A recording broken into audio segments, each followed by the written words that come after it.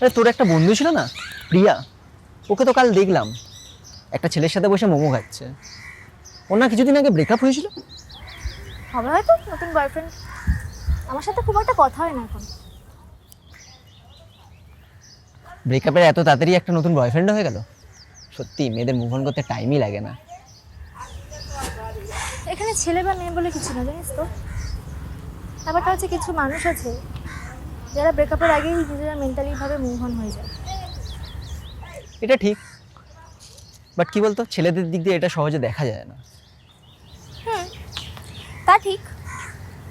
একটা মেয়ের জীবনে অন্য কেউ এক্সিট নেওয়ার আগেই তো একজনের এন্ট্রি হয়ে যায়, তাই জন্য অতটা এফেক্ট ফেলে না। খাস সবাই তোর মতন মেন্টালিটি রাখতো আর রিয়ালিটিটাকে বুঝতো, তাহলে কারোর ভালোবাসা হারাতোই না।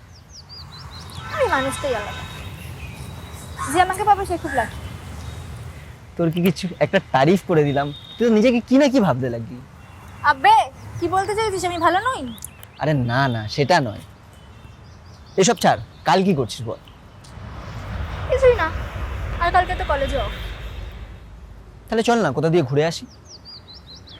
ময়দান যাবি? হ্যাঁ যেতে পারি, বাট সকালে কিন্তু কল করে ডেকে দিতে হবে।